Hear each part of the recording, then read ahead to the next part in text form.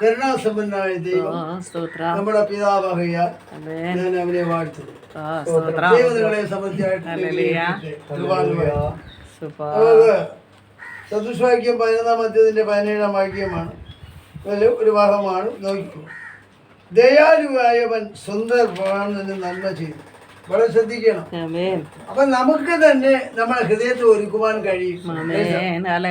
അപ്പൊ ദയ കാണിക്കുന്ന ഒരു വ്യക്തിക്ക് മാത്രമേ സ്വന്തം പ്രാണനെ മര്യാദയ്ക്ക് നടത്താൻ പറ്റത്തുള്ളൂ. ഇനി 140-ാം സങ്കീർത്തനത്തിൽ 3-ാം വാക്യം പറയുന്നത്, അവിടെ പറയണത് അവിടെ ഒന്ന് വായിക്കാമോ? 40-ാം സങ്കീർത്തനവും 41-ാം സങ്കീർത്തനം 3-ാം വാക്യം 3:3. 140-ാം സങ്കീർത്തനം ഉണ്ടാ? 140 ഉണ്ട്. അവർ സർപ്പം പോലെ തങ്ങളുടെ നാവുകളെ കൂർപ്പിക്കുന്നു, അവരുടെ അധരങ്ങൾക്ക് കീഴെ അണലി വിഷം ഉണ്ട്. ഏതുണ്ട്? അണലി വിഷം. രണ്ട് കാര്യങ്ങൾ എപ്പോഴും ശ്രദ്ധിക്കുക. അങ്ങനെ അണലി വിഷമുള്ള ഒരു വ്യക്തിയെ പറ്റി 141-ന്റെ 3 വായിക്കും. യഹോവേ, എന്റെ വാക്കിൽ കാവൽ നിർത്തി എന്റെ അധരദോരം കാക്കണമേ. എല്ലാരും ഇതിന് ചക്ക വരിക്ക ചക്കൊന്നും കിട്ടും. മര്യാദ ജീവിക്കാൻ പറ്റും. രാത്രി പേടിയും ഉണ്ടാവും. പറയുന്ന വാക്കുകൾ എന്തിനാണ് പറയുന്നത്? നിങ്ങൾ ഇവിടെ യഹോവേ, എന്റെ വാക്കൊരു കാവൽ നിർത്തി എന്റെ അധരദ്വാരം കാക്കണമേ. നന്മയും നിന്നെ കുറിച്ചാണ് ഞാൻ ഇപ്പോൾ ഇവിടെ സംസാരിക്കുന്നത്. വിഷവും തേനുമായിട്ടുള്ള വിഷയമാണ് ഞാൻ ഇവിടെ സംസാരിക്കുന്നത്. നെല്ലിക്ക ആദ്യം കഴിക്കും, പിന്നെ മധുരിക്കും. അതാണ് നമുക്ക് ഇവിടെ വേണം. ഈ രണ്ടിന്റെ മധ്യ, ഈ രണ്ട് വചനത്തിന്റെ മധ്യ നമുക്ക് ആരാണ് വേണ്ടത്? ദൈവത്തിന്റെ വചനം തേനേക്കാൾ മധുരം. അനുസരിക്കുന്ന ഒരു വ്യക്തിക്ക് എല്ലാ വചനങ്ങളും തേനേക്കാൾ മധുരം. അനുസരിക്കാത്ത ഒരു വ്യക്തിക്ക് ദൈവവചനം എത്തത്തില്ല, ശാസിക്കുന്ന വചനങ്ങളെ വരുള്ളൂ. പക്ഷെ അവന് കീഴ്പ്പെട്ട് ജീവിക്കുന്ന ഒരു വ്യക്തിയുടെ ചെവിയിൽ ഗൂഢവചനങ്ങൾ. ശമൂവേൽ പ്രവാചകനടുത്ത് പൈതലായിട്ട് കിടക്കുമ്പോൾ തന്നെ അവനോട് കൃത്യമായിട്ട് ശമൂവേലേ എന്ന് വിളിക്കുന്നു. അത് ഇൻഡസ്വരമാണ്. അവ എഴുന്നേറ്റ് യജമാനെ വിളിച്ചു വന്ന് ഏലി പുരോഹിതന്റെ അടുത്ത് കടന്നു. ഏലി പുരോഹിതന്റെ അടുത്ത് ഇല്ല ഉപദേശം. തന്റെ മക്കളെ നോക്കാൻ കഴിവില്ലാത്തവൻ, മക്കള് ചമാർത്തനം കാണിച്ച് വിലക്കാത്തവൻ. പുരോഹിതന്മാർക്ക് കഴിക്കേണ്ട ആഹാരങ്ങളും വിശുദ്ധ ജനത്തിന് കഴിക്കേണ്ട ആഹാരങ്ങളില് കൊണ്ട് വന്ന് കുത്തി ചതയുള്ള ഇറച്ചികളെല്ലാം കൊണ്ട് എന്ത് ചെയ്യും? അവന്മാരെടുത്തോണ്ട് അവിടെയുള്ള പെണ്ണുങ്ങളെ ഒത്തിരി നാശമാക്കും. അതുകൊണ്ട് ദൈവം എന്ത് ചെയ്യുന്നത്? ഏലിയെ കുറിച്ച് ദുഃഖിച്ചു. അതുകൊണ്ട് ഈ പൈതൽ കൊച്ചുപ്രായത്തിൽ വിശുദ്ധയായ സ്ത്രീ നേർന്നതായ കൊച്ചിനെ എന്ത് ചെയ്യണം? പുരോഹിതനടുക്കൽ കൊണ്ട് ഇട്ട് കൊടുക്കുകയാണ് അതിലെ. അപ്പൊ ഏലി പുരോഹിതൻ വിളിച്ച ഏലി പുരോഹിതന്റെ അടുക്കൽ ചെന്ന് യജമാൻ വിളിച്ചോ എന്നാണ് ചോദിച്ചത്. ഇല്ല എന്ന്, ഞാൻ വിളിച്ചില്ല മകനെ എന്ന്, പോയി കിടന്നോളൂന്ന്. അപ്പോഴും ഏലിക്ക് മനസ്സിലായില്ല ഇതാരാണ് വിളിച്ചത്. അപ്പൊ അവന്റെ ശബ്ദം നമ്മൾ ശ്രദ്ധിക്കണം. ഒരു ഗൂഢവചനം എത്തി എന്ന് ആദ്യം ഞാൻ പറഞ്ഞു. അത് ഇയ്യോബിന്റെ പുസ്തകം 4-ാം അധ്യായത്തിൽ കൂടെയുള്ള വാക്യപ്പേടി കണ്ട വളരെ ശ്രദ്ധിക്കണം. ഒരു ഗൂഢവചനം എത്തി. അത് സമൂഹത്തിന്റെ അടുത്ത് എങ്ങനെ വരികയാണെന്ന് നോക്കണം. ഇവിടെ ഗൂഢവചനം, അവിടെ ഒരു കുടുംബത്തിന്റെ നാശത്തെ കുറിച്ച് സമൂഹത്തിൽ വരികയാണ്. എന്താണ്? പിന്നെ സമൂഹലിനെ മക്കളെ കൊല്ലുന്നതിനെ പറ്റിയാണ് പറയുന്നത്. വളരെ ശ്രദ്ധിക്കണം. കൃപാലുമായി നാശത്തെ കുറിച്ച് ദൂത് കൊടുക്കാൻ. അപ്പൊ നമ്മൾ വിലക്കാതെ ഇരുന്നാൽ, ശാസിക്കാതെ നിങ്ങൾ ചെയ്യുന്നതെല്ലാം ഞാൻ മിണ്ടാതെ പൊപ്പി പിടിച്ചോണ്ടിരുന്ന് കഴിഞ്ഞാൽ എന്റെ ഈ ഒടിഞ്ഞത് അത്ര 100 ഇല്ല. ഇതിപ്പോ ആവശ്യത്തിലധികം ഞാൻ വാങ്ങിച്ചു. പറയാൻ മിണ്ടായിരുന്നില്ല, പറഞ്ഞിട്ട് പോലും എന്നെ പറ്റി. പല വീടുകളിലും ബന്ധിക്കപ്പെട്ട വീടുകളിൽ പല പാസ്റ്റർമാരും പോകാത്ത സ്ഥലത്ത് ഞാൻ പോയത് കൊണ്ടാണ്. അതുകൊണ്ട് എനിക്ക് കിട്ടിയ പണിയാണ്. മനസ്സിലായി? അവർക്ക് വിടുതലായി, അവരിന്ന് ലക്ഷങ്ങൾ സമ്പാദിക്കുന്നു. ഇപ്പോൾ ഞാൻ അവന്റെ ശത്രുവായി മാറി. വെളിയിരിക്കുകയാണ്. നാട്ടില് ഇനി ഒരിക്കലും പോകില്ല എന്നൊരു ജയിലിൽ കിടന്നവരാണ്. ജയിലിൽ നിന്ന് ഇറക്കി പ്രാർത്ഥന കൂടെ ഇറക്കി. രാഷ്ട്രീയ നേതാക്കന്മാർ മന്ത്രി വിചാരിച്ചിട്ട് ഇറക്കാത്തത് ദൈവം വിചാരിച്ചാണ്. അവൻ അനുസരിക്കാന്ന് പറഞ്ഞു കൊടുത്ത വചനങ്ങൾ പറഞ്ഞു പഠിച്ചു. 3 ദിവസം ഉപവാസ പ്രാർത്ഥന ഇരുന്ന് വീട്ടിനകത്ത് ഇരുന്നു. ഒരിടത്തും പോകാതൊക്കെ ഇരുന്നത് കൊണ്ട് അവൻ ജയിലിൽ നിന്ന് ഇറക്കി കൊണ്ടുവന്നു. ആഴ്ച തോറി ഒരു ഞായറാഴ്ച ആരാധന ദിവസം പോയി ഉൾപ്പെടുന്ന 10 മണിക്ക്. അത് ചില ദിവസങ്ങൾ കഴിഞ്ഞപ്പം അതിനും ഉപവാസത്തോടുകൂടി മാറ്റി കൊടുത്തു. അത് കഴിഞ്ഞിട്ട് നീ ഇതാ പേർഷ്യയിൽ നീ പോകും. അത് ഞാൻ പറഞ്ഞു പോകില്ല. ഞാൻ പറഞ്ഞതാ ഒരു മുസ്ലിം നിനക്ക് വേണ്ടി ടിക്കറ്റ് അയച്ചു തരും, ഒരു വിസ അയച്ചു തരുമെന്ന്. ആ ഒരു വിസ എല്ലാം തരപ്പെടുത്തി അയച്ചു തരും. പക്ഷെ നീ അവനെ പഠിപ്പിക്കുന്നു. ചേർന്ന് നിന്ന് പ്രവർത്തിക്കാൻ പറഞ്ഞു. ആദ്യം ഇവൻ അത് ചെയ്ത ഉടനെ തന്നെ എന്ത് ചെയ്തു? ആദ്യം ആ മുസ്ലിമിനെ തകർക്കാൻ ശ്രമിച്ചു. പക്ഷേ അതിന് മുമ്പ് ഒരു സംഭവം എന്ന് വെച്ച് കഴിഞ്ഞാൽ ഇവൻ്റെ പാസ്പോർട്ട് അവൻ്റെ കൂട്ടുകാരന്മാർ പിടിച്ചു വാങ്ങിച്ചിരുന്നു. അങ്ങനെ 11 ലക്ഷം രൂപ ഇവ മോഷ്ടിച്ചെന്ന് പറഞ്ഞ് അവന്മാർ അവൻ 11 ലക്ഷം രൂപ ഇവന്മാർക്ക് അയച്ചു കൊടുത്തിട്ട് ഇവൻ എന്ത് ചെയ്യുമെന്ന് പറയുമ്പോൾ ഇവൻ വേറെ ഒരുത്തൻ്റെ ഭാര്യയെ പറഞ്ഞ് അയച്ചിട്ട് ഇവനെ നാട്ടിൽ വരുത്തിട്ട് ഇവൻ തന്നെ അക്കൗണ്ടിൽ കിടന്ന പൈസ ഇവൻ എടുത്ത് ഒരു രേഖയില്ലാതെ ആ കൊടുത്തു, വേറൊരുത്തൻ്റെ ഭാര്യയെ കൊടുത്തു.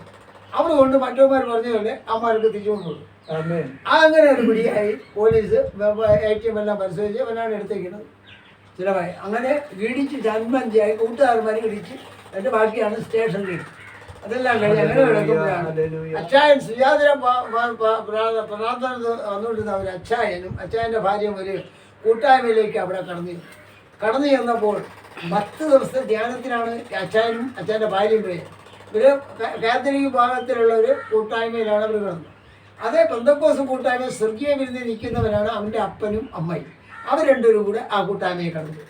അപ്പോൾ നോക്കണം ആരെ കിട്ടാൻ വേണ്ടിയാണ് അവിടെ കടന്നു പോകുന്നത് നോക്കിക്കോളൂ.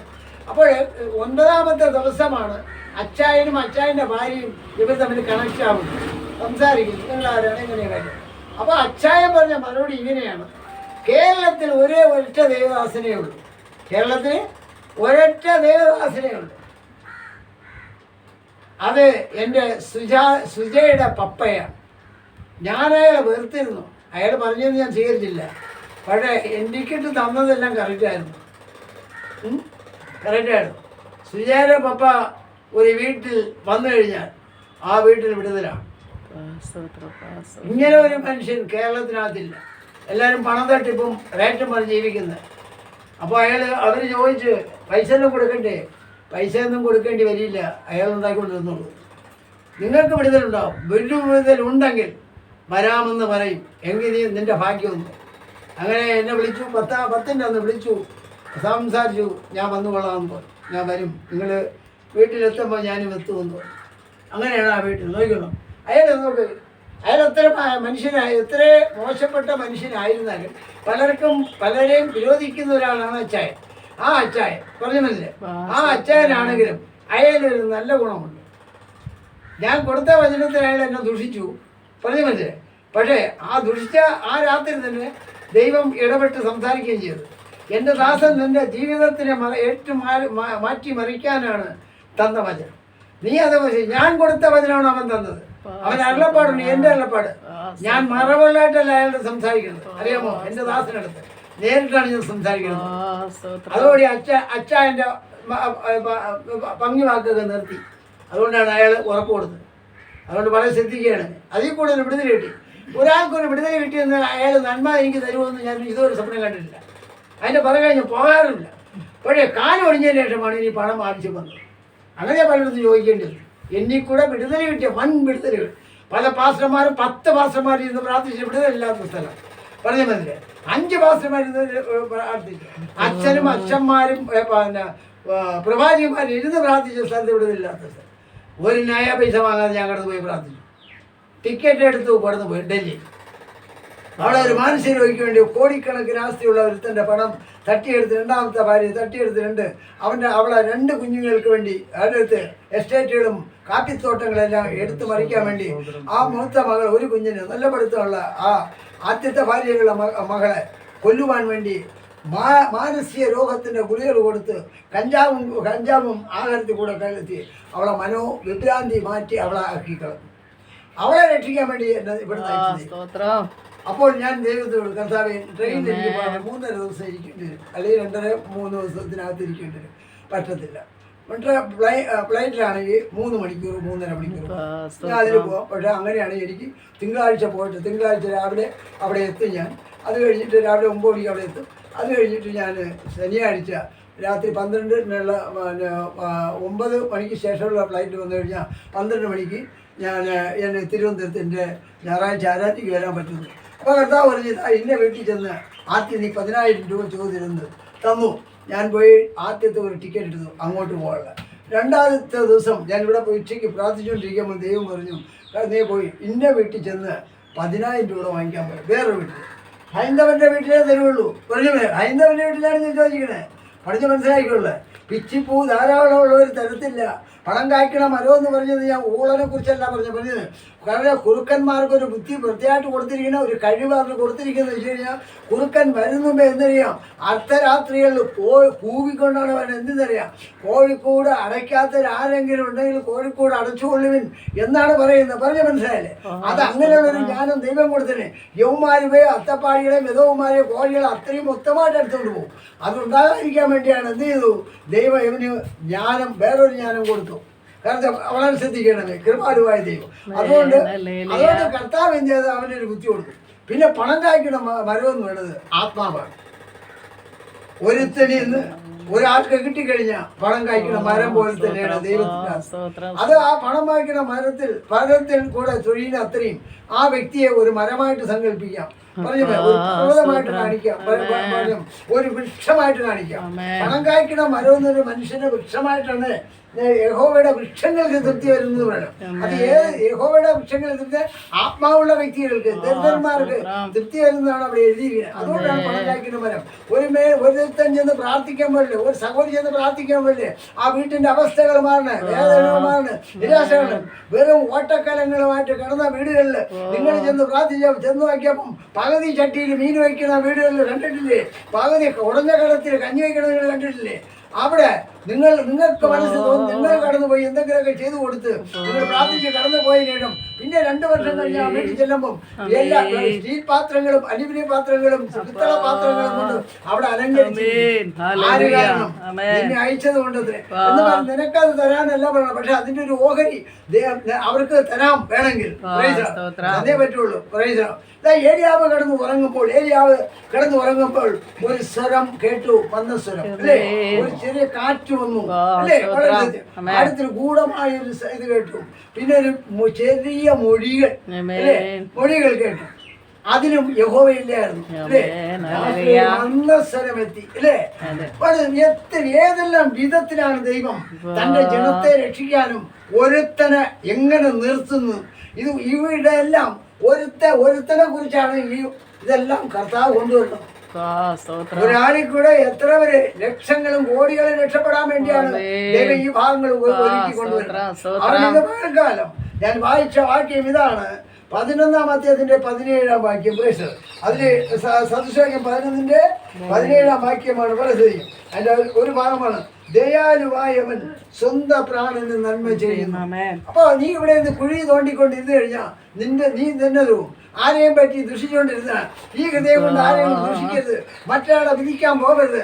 അവൻ കാരണമാണ്, ഞാനാണ് ഇതിന് കാരണക്കാരെന്ന് ബൈബിൾ പറഞ്ഞു. സങ്കീർത്തനം 19, 12, 13, 14 വാക്യം. തന്റെ തെറ്റുകളെ ഗ്രഹിക്കുന്നവർ പറഞ്ഞിരിക്കുന്ന തെറ്റുകളെ പറ്റി മോചിക്കണമേ, സ്വമേധ പാപങ്ങളെ അടികളെ കാക്കണമേ.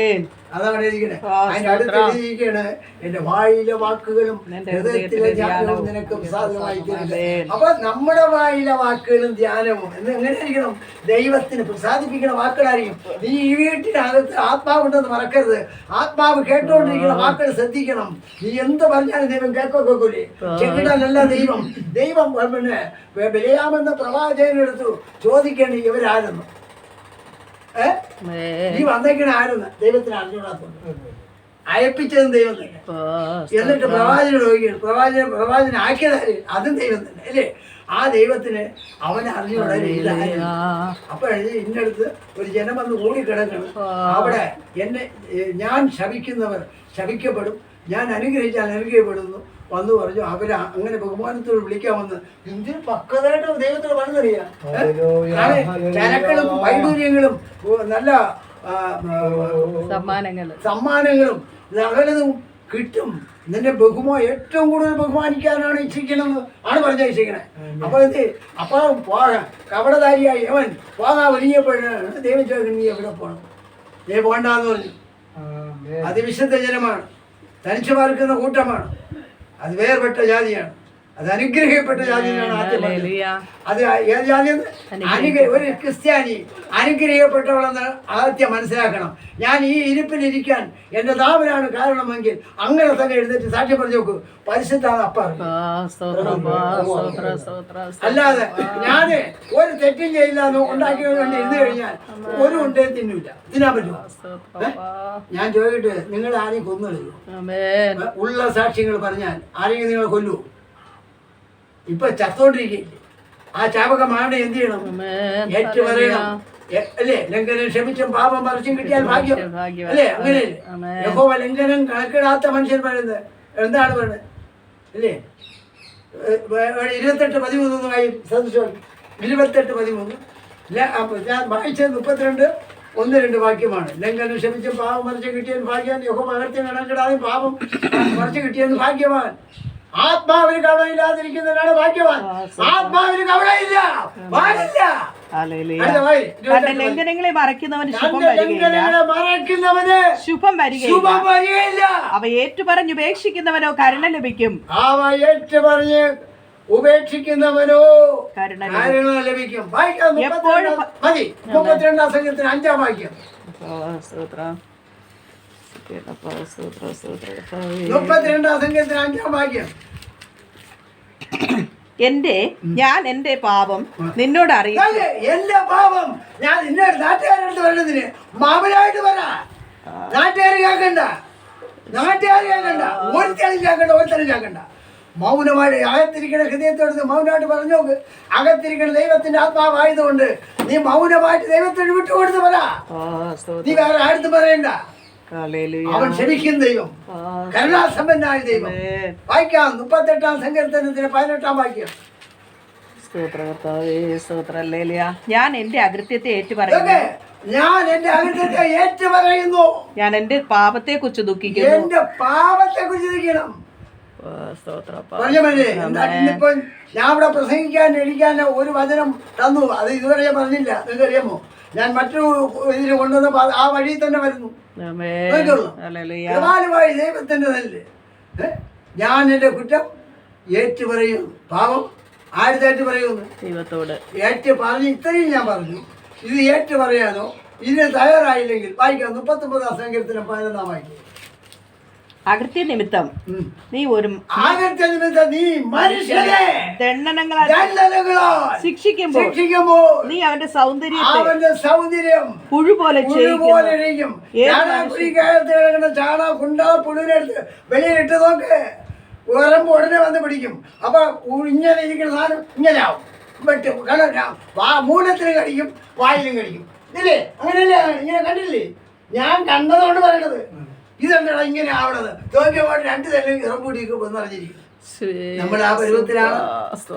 ഇനിയെങ്കിലും ഏറ്റു ദൈവത്തോട് പറഞ്ഞു. നാട്ടിനടുത്ത് പറയണ്ട, ഭാഷമടുത്ത് പറയണ്ട, പ്രവാചകമടുത്ത് പറയണ്ട. അവര് പറയില്ല. അവര് നീ ചാവണമെന്ന് ആഗ്രഹിച്ചു പ്രാർത്ഥിക്കും. സോപ്പിട്ട് പ്രാർത്ഥിക്കണവരൊക്കെ എങ്ങനെയിരിക്കും? ഇവരെങ്ങനെയെന്നറിയാം?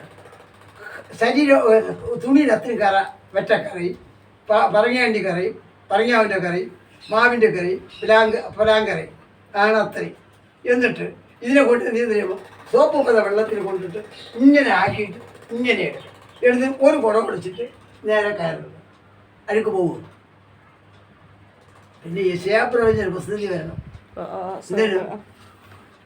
വരണം തേച്ച് കഴിവുണ്ട്. ഏത് വെള്ളം നിന്റെ ഹൃദയത്തിൽ പറ്റിയിരിക്കുന്ന സകല സാധനങ്ങളും ഇറക്കണം. കർത്താവിൻ്റെ അടുത്ത് തന്നെ ഇറക്കണം. നിന്റെ ഹൃദയം പഠിപ്പിച്ചത് ആര്?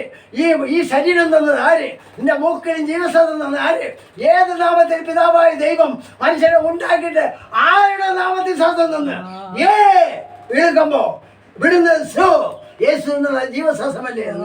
നിനക്ക് അതെങ്ങനെ പോയി ഇത്രയും സ്വാദം വെച്ചിട്ട് അവിടെ എന്തിനു പിടിച്ചു വെച്ചോണ്ടിരിക്കുന്നത്? അത് അവന്റെ കൂടെ അങ്ങ് വിട്ടുകൂടെ. നീ എഴുക്കൊഴുകില്ല. ഇന്ന് നീ ഏറ്റവും ഇന്ന് രാത്രി നിന്റെ വണ്ണം കുറഞ്ഞ് നീര് കുറഞ്ഞ് വെടുപ്പ് മാറി നീ കറക്റ്റ് അടിയിരിക്കും. ഇവിടെ നടക്കാണോ? ഇനി ലോകത്തുള്ള എല്ലാ പ്രവാചകന്മാരും എന്നെ ആരും തലയിൽ വയ്ക്കുന്നില്ല. ആയിരത്തി ചുമ്മാട് കൂടെ കൊണ്ടുവരാൻ പറഞ്ഞാൽ ഒരുത്തനും എടുത്തിട്ട് പോകില്ല. കൊണ്ടുപോകും. ഞാൻ ചോദിക്കട്ടെ, നീ വാരിക്കോരി തിന്നാനും കൊടുത്ത് വാരിയിരുന്ന് കഥകളും പറഞ്ഞോളും നുണ പറഞ്ഞോളും യാവരെന്ന് കൊടുത്ത് ഇതിനെ കഴിവാക്കുന്ന കുളിപ്പിക്കാൻ.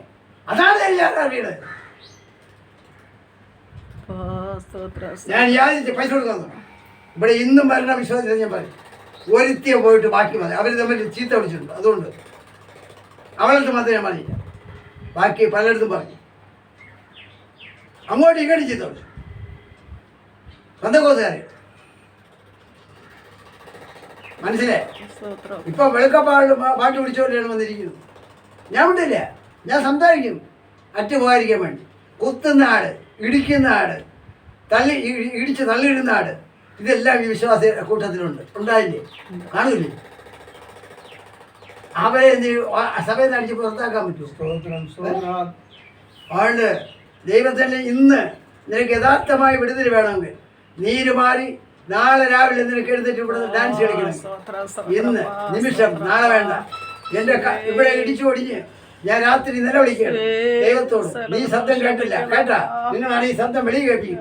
ഞാൻ ദൈവത്തോട് ആഴത്തിൽ നിന്ന് വിളിച്ചു, ഇന്നലെ രാത്രി എനിക്ക് സംഖ്യം തരണം, ഇല്ലെങ്കിൽ നാളെ ഞാൻ ആയുർവേദ കളഞ്ഞു ഏത് ആസ്പത്രിയിൽ പോകുന്നുണ്ട്. അപ്പോൾ ദൈവശബ്ദം കേൾക്കണ്, ഏത് ആസ്പത്രിയിൽ പോകുന്നു? ഞാൻ പറ തിരുവനന്തപുരത്ത് ആയുർവേദ കളഞ്ഞ് പോകുന്നു. എന്നിട്ട് ഞാൻ പറയും, കർത്താവ് ഞാൻ പോകില്ല, നീ എനിക്ക് സൗഖ്യം എന്നാൽ.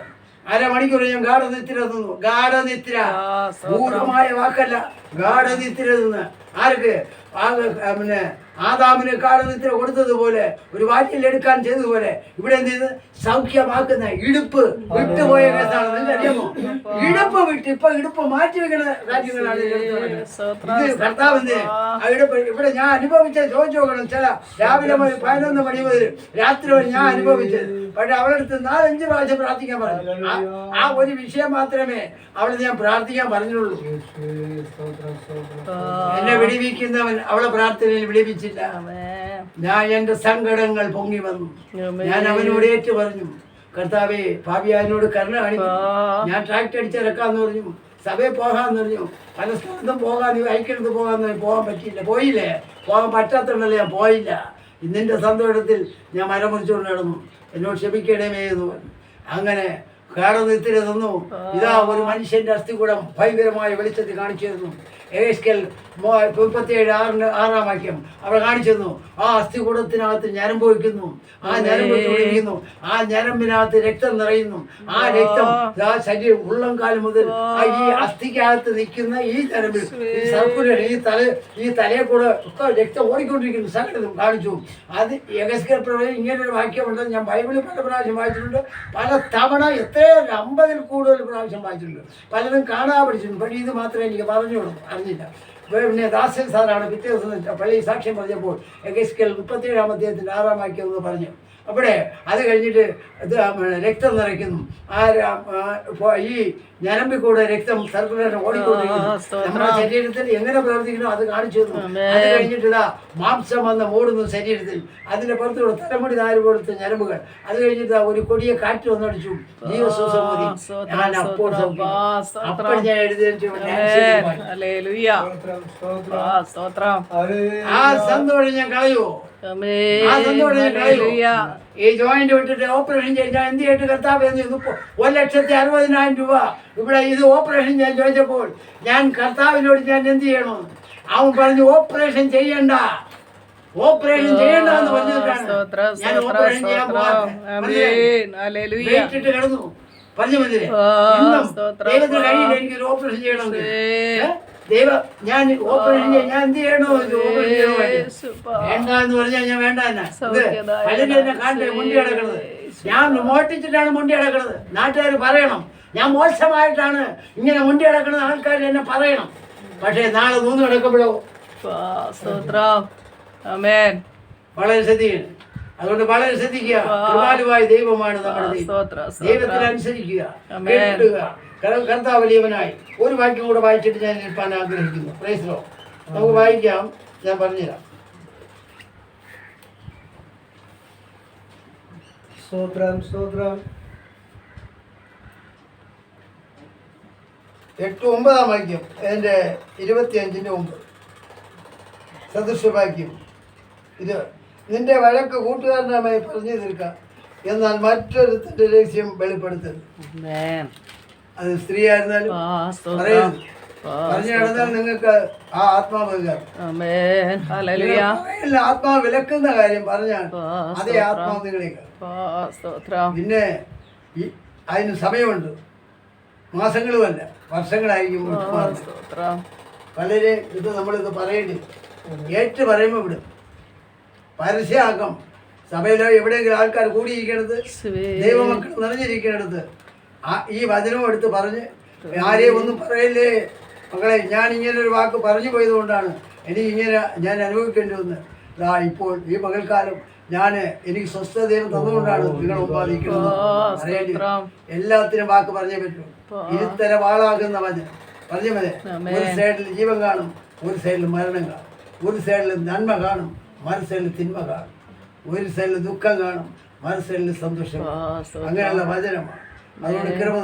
ഒരു സൈഡിൽ ദീർഘക്ഷമ കാണും, മറു സൈഡിൽ ക്ഷമയുടെ ഐശ്വര്യം കാണും. പറഞ്ഞു. അതുകൊണ്ട് വളരെ ശ്രദ്ധിക്കുക. കരുണാസമ്പന്നായ ദൈവത്തിന് ഭയത്തിൽ കിടങ്ങുക. അല്ല പാപങ്ങൾ ഓർമ്മപ്പെടുത്തുമ്പോൾ ഞാൻ വായുനാമം സൂക്ഷിക്കുന്നവൻ തൻ്റെ പ്രാണനെ കഷ്ടത്തിൽ സൂക്ഷിക്കുന്നു. അതാണ് ആദ്യമായിട്ട് ദൈവം എനിക്ക് തന്നത്. പറയുന്നത് അത് ഞാൻ എടുത്തില്ല. എടുക്കാതെ ബാക്കിയുള്ള ഭാഗങ്ങളാണ് ദൈവം അതിനോട് ചേർത്ത് പറഞ്ഞത്. ഇപ്പോഴാണ് ലാസ്റ്റ് ആ വചനം.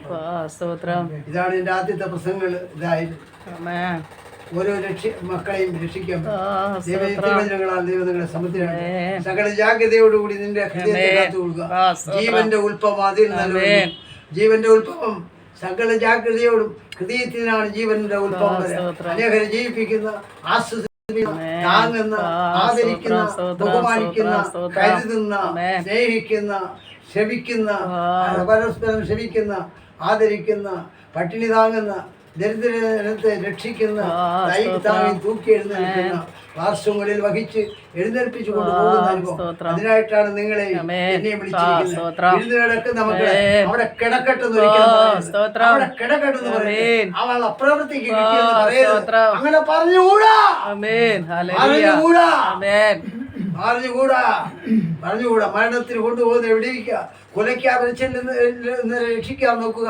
സദൃശമാക്കി 24:10 എഴുതിയിരിക്കുന്നത്. കഷ്ടകാലത്ത് കൊഴിഞ്ഞു പോയാൽ നിന്റെ ബലം നഷ്ടം തന്നെ. കഷ്ടകാലത്ത് ആത്മാവുള്ള നീ കഷ്ടകാലത്ത് കൊഴിഞ്ഞു പോയാൽ നഷ്ടം തന്നെ. ആത്മാവിൽ കയറാൻ ശ്രമിക്കണം. കയറിയാൽ ഒരിക്കലും കീഴപ്പോഴില്ല. എത്രയും സാക്ഷ്യങ്ങൾ, എത്രയും മുറിവുകൾ, എത്രയും കേസുകൾ, ഇതെല്ലാം പിടിച്ചു നിൽക്കാൻ 12 വർഷത്തെ ചില്ലുവാനം ഒരു ആക്സിഡന്റ് കേസ് പറഞ്ഞ് 10 ലക്ഷം ഏതാണ്ട് 10,86,000 രൂപ വരെ രണ്ട് അഡ്വക്കേറ്റിന് ഞാൻ കൊടുക്കേണ്ടി വന്നു. പക്ഷേ എൻ്റെ വീട് പണയം വെച്ചില്ല. എൻ്റെ വീടല്ല, അത് അവളെ വീടായിരുന്നു. ഇപ്പൊ ഇത് എൻ്റെ കയ്യിലാണ് നിൽക്കുന്നത്. പ്രവേശനം ഇന്ന് എല്ലാ ബാധ്യതയും തീർത്ത് നിർത്തിയിരിക്കുകയാണ്. രണ്ടുപേരും പേരിൽ തന്നെ ഇരിക്കണമെങ്കിലും കല്യാണത്തോടുകൂടി സകല അന്ന് 1,40,000 രൂപ വിൽക്കാൻ പോയ സ്ഥലം ദൈവം എനിക്ക് മടക്കി തന്നിട്ട് ആരാധനയ്ക്ക് വേണ്ടി മാറ്റിയെങ്കിൽ ഇതിൽ കയറി പങ്കുവെച്ച് കളിക്കാൻ പറ്റത്തില്ല. ആരും വളരെ കാണും. ഈ കട കാണുന്നതെല്ലാം ഞാൻ പലയിടത്തും കടം വാങ്ങി പറയും ഒക്കെ തന്നെയാണ് ഈ സാധനങ്ങളൊക്കെ വാങ്ങിച്ചിട്ട്. ആരും ഇത് ചുമ്മാ കൊണ്ട് തന്നതല്ല. ഇതെല്ലാം ഞാൻ പൈസ കൊടുത്ത് വാങ്ങിച്ചത്. ഈ കിടക്കണ മേശ പറഞ്ഞ അതിശയിക്കണമെന്നല്ലേ ഈ മേശയാണ്. ഒരുത്തനെ പെട്ടെന്ന് എടുത്തുകൊണ്ട് പോകാൻ പറ്റത്തില്ല. 2 പേർക്ക് എടുത്തുകൊണ്ട് പോകാൻ പറ്റത്തില്ല. എടുത്തുകൊണ്ട് പോകും ഒരുത്തന്നെ തലയിരിക്കില്ല. ഇത് എടുത്ത് വെളിയിൽ വെച്ച് പാടുപെട്ട് 4 പേരെങ്കിലും വേണം വെളിയിലാക്കാൻ. അത് കഴിഞ്ഞിട്ട് അവിടെ നിന്ന് എടുത്തുകൊണ്ട് പോകണമെങ്കിലും 4 പേര് വേണം. മുളയൊക്കെ വെച്ച് കെട്ടി 4 ആളുകളെ കൊണ്ടുപോകുമ്പോൾ കെട്ടി കൊണ്ടുവരും. അവൾ ഓടി പെട്ടെന്ന് കൊണ്ടുപോകാം. എന്നാൽ 4 അടുത്ത് വച്ചേ കൊണ്ടുപോകാം. അപ്പോഴത്തേക്കും ഞാൻ അവിടെ എത്തും. ദൈവങ്ങളെ സമൃദ്ധിയായിട്ട് അനുഗ്രഹിക്കുന്നതിനാണോ, ആശ്വസിപ്പിക്കുന്നതിനാണ്, സാന്ത്വനപ്പെടുത്തുന്നതിനാണ് നിങ്ങളെ മക്കളെയും കുടുംബങ്ങളെയും കർത്താവിനെയും ദൈവം അനുഗ്രഹങ്ങളോട് മക്കളെല്ലാം ദൈവിക സാന്നിധ്യം രക്ഷപിടിച്ച് വളരും, ക്രമ നൽകും, ആത്മാവിന്റെ ഒഴുക്ക് പകരും. നമ്മളെ കുഞ്ഞുങ്ങൾക്ക് വേണ്ടി നമ്മൾ കരയും, കർത്താവിന് വേണ്ടി കരയും. ദൈവത്തിലായിരിക്കണം. നാട്ടുകാരുടെ മുമ്പ് കരയരുത്, മുമ്പ് കരഞ്ഞു കാണിക്കാൻ പോകരുത്. ദൈവത്തിന്റെ പാതപീഠത്തിൽ കരയണം. അവന്റെ പാതപീഠത്തിൽ കണ്ണു വീഴണം. അവൻ സ്വർഗമാണ്. ദൈവത്തിലേക്ക് നോക്കിക്കൊണ്ട് കരഞ്ഞ് പ്രാർത്ഥിക്കുമ്പോൾ കണ്ണുനീർ അവന്റെ പാദത്തിൽ വീഴുന്നു കഴിഞ്ഞാൽ മറിയ അവളെ കണ്ണിന് അവന്റെ പാദമെടുത്ത് കാലിന് വീഴുന്നു. അവനെ നോക്കണം, അവളെ തലമുടി കൊണ്ട് ആ കണ്ണുനീരിന്റെ കണ്ണുനീർ അവന്റെ തുരുത്തിയിലാണ്. പ്രവാചകന്മാരുടെ കൈയിലല്ല നിന്റെ കണ്ണുനീരിന്റെ തുരുത്തി ഇരിക്കുന്നത്. ദൈവത്തിന്റെ കരങ്ങളിലറിയണം. പ്രവാചകന്മാർക്ക് നിന്നെ വിടുവിക്കാൻ ദൂതുകൾ പറഞ്ഞ് മനസ്സിലാക്കി തരാം. 5 വർഷം പോകുന്നത് വരെ, 5 വർഷം കൊണ്ടുപോകുമ്പോൾ ഒരു പോസ്റ്റ്മാൻ കൊണ്ടുപോകുന്നത് പോലെ അങ്ങനെ മാത്രമേ ദൂത് അറിയിക്കാൻ പറ്റുള്ളൂ. ബാക്കി കാര്യങ്ങൾ ചെയ്യുന്ന ദൈവമാണ്. അതിനാൽ ദൈവം തരുന്നതിനെ പ്രവർത്തിക്കും. നാം പ്രവർത്തിക്കുകയാണെങ്കിൽ, നമ്മൾ ആദരിക്കുകയാണെങ്കിൽ, നാം ചെയ്യുന്നത് കറക്റ്റ് ആണെങ്കിൽ, ദൈവത്തിന്റെ ആജ്ഞ അനുസരിക്കുന്നവരാണെങ്കിൽ, ഭയപ്പെട്ട് ജീവിക്കുകയാണെങ്കിൽ, ആത്മാവിനെ അനുസരിക്കുമെങ്കിൽ, ജഡത്തിന്റെ വിലകിനെ വിട്ടുമാറി ആത്മാവിനെ അനുസരിക്കുമെങ്കിൽ, ആത്മാവ് എന്നും നാം തേജസ്സോട് ജീവിക്കാൻ പറ്റും. കർത്താവിനോടെ സർവ്വപരിപാലനമായ ദൈവം ദേശത്തോട് വാസം ചെയ്യട്ടെ. ഈ ദേശത്തോട് കൃത്യമായി ദൈവം സംസാരിക്കട്ടെ. ദിനവും കണ്ടുള്ള ഭീഷണികളും അനാവശ്യങ്ങളും കേട്ട് കരയുന്ന, സങ്കടപ്പെടുന്ന, ഒരു തെറ്റും ചെയ്യാതെ അനുഭവിച്ചുകൊണ്ടിരിക്കുന്ന ദുഃഖങ്ങൾ യേശുവിന്റെ നാമത്തിൽ ദുഃഖങ്ങൾ മാറിപ്പോട്ടെ. രോഗബന്ധങ്ങൾ അഴിയട്ടെ.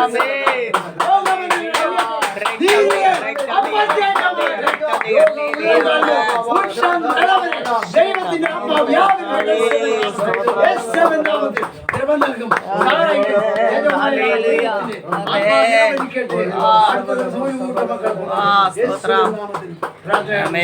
ആമേൻ.